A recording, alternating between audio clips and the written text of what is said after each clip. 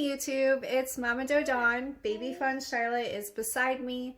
I am extremely tired today because Charlotte did not sleep very well last night, which means I did not sleep very well last night. But it is the end of April, which means it is time to do my budget recap. I am a single mom paying off $55,600 of debt, and each month I get on at the beginning of the month, I go over my budget. At the end of the month, I come back on and I tell you how well I did sticking to my budget and whether or not I was able to pay off any debt in the process. During the month of April, I anticipated my debt increasing. Let's see if that happened. Basically, if you missed my videos at the beginning of April, my debt would have increased because my Amazon business was closed down. Amazon was prioritizing more essential products, and unfortunately I sell more luxury type items, so I was not able to sell my items through the site since March 15th. This put a huge damper on my income stream and really left me with no money whatsoever. So I made every sacrifice I possibly could. I sold all of my belongings, including my furniture and tons of little things on Facebook Marketplace and eBay. I ended my lease with my landlord and moved in with my parents and did everything in my immediate power that I possibly could to save money this last month.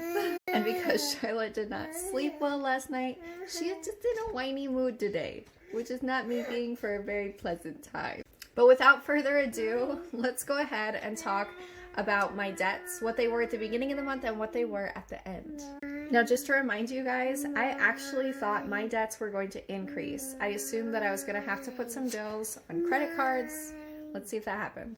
So my personal loan started out at $12,000 at the beginning of April. At the end of April, it was at $11,000. That's because I accidentally put 2 minimum payments towards it, which brought the total down to $11,000.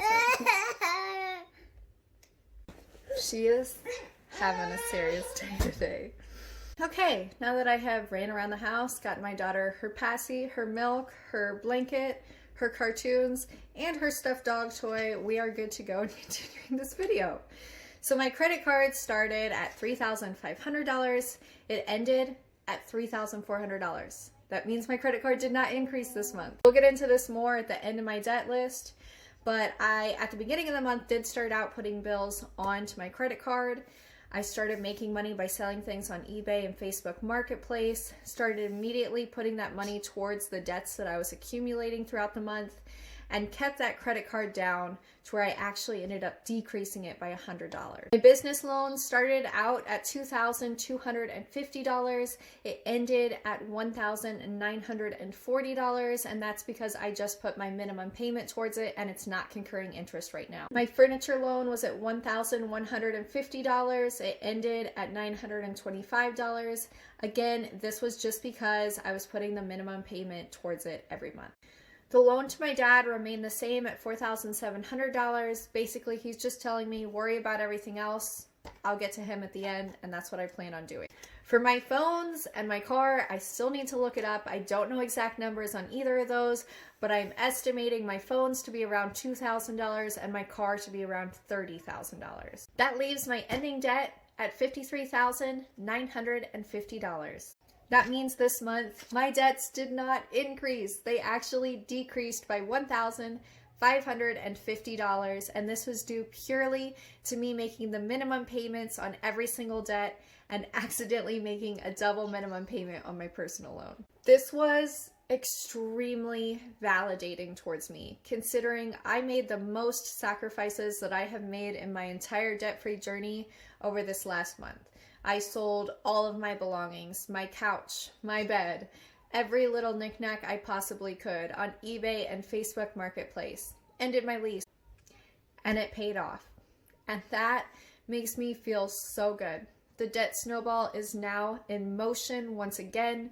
I am decreasing this debt every single month, and even the month where I assumed I was going to have to increase my debt because it seemed like every financial opportunity at that point in time had been stripped from me and I had no way that I was just going to cover the basics, I somehow managed to pay off debt in that process. That is hugely motivating.